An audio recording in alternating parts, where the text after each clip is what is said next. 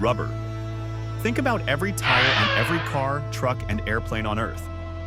Think about the gloves surgeons wear in operating rooms. Think about the seals that keep your plumbing from leaking, the soles of every pair of shoes, the gaskets inside your engine, the cables insulating your electrical wiring. Almost all of it depends on rubber, a material so versatile, so elastic, and so mechanically unique that nothing we have ever invented fully replaces it. And for most of its history, rubber came from a single source, a tree in the Amazon rainforest. So where did rubber come from, and how did it change the world? Natural rubber is latex, a milky white sap produced by the Hevea brasiliensis tree, native to the Amazon basin of South America.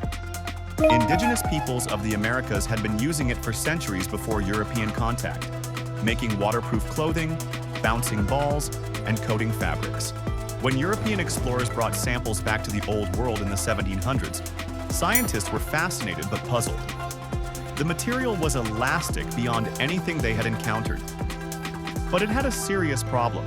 It melted in summer heat and turned brittle and cracked in winter cold. That changed in 1839 when American inventor Charles Goodyear discovered vulcanization, the process of heating rubber with sulfur.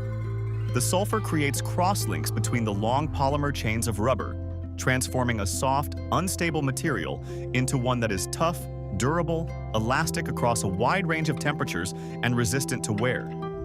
Vulcanized rubber was revolutionary. Within years, it was being used for machine belts, waterproof clothing, telegraph cable insulation, and the first pneumatic tires. The rubber boom that followed was one of the most dramatic and brutal economic episodes in history. Brazil held a near monopoly on natural rubber through the late 1800s. The Amazon rubber barons who controlled the trade became extraordinarily wealthy. The city of Manaus, deep in the jungle, built an ornate opera house and imported European luxury goods by steamship. But the industry was built on forced labor and atrocities against indigenous peoples that shocked even contemporary observers. When British explorer Henry Wickham smuggled 70,000 rubber tree seeds out of Brazil in 1876 and delivered them to Kew Gardens in London, it set off a chain of events that would end Brazil's monopoly. Seedlings were grown and shipped to British colonies in Asia, Malaya, Ceylon, and Singapore. Within 2 decades, plantation rubber from Southeast Asia had flooded the market and collapsed the Amazon boom. The demand for rubber continued to grow, far faster than plantations could supply. This scarcity drove one of the great scientific achievements of the 20th century, the development of synthetic rubber. During World War II, when Japanese forces captured the rubber plantations of Southeast Asia, the Allies faced a catastrophic shortage.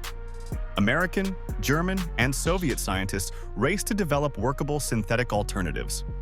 The result was a range of synthetic rubber compounds: neoprene, styrene butadiene rubber, silicone rubber, each with unique properties that in some ways surpassed natural rubber. Today, roughly 60% of global rubber production is synthetic, derived primarily from petroleum. But natural rubber remains irreplaceable for certain applications. The tires on commercial aircraft, for example, must withstand extreme temperature swings and the sudden shock of landing. Natural rubber's molecular structure handles these stresses better than any synthetic alternative yet developed. Surgical gloves, natural latex condoms, and many medical devices still rely on the real thing. The rubber tree itself is now under threat from a fungal disease called South American leaf blight, which devastated plantations when it spread in South America and currently has not reached Asia, where 90% of the world's natural rubber is now grown. Scientists warn that if the blight crosses the ocean, it could trigger a global rubber crisis within years. The elastic substance that once came only from a single tree in the Amazon now wraps the tires of every vehicle on Earth, keeps surgeons safe, seals every pipe carrying water to your home, and lines the inside of your heart valves. It is one of the most ordinary materials you encounter every day, and one of the most extraordinary things ever discovered.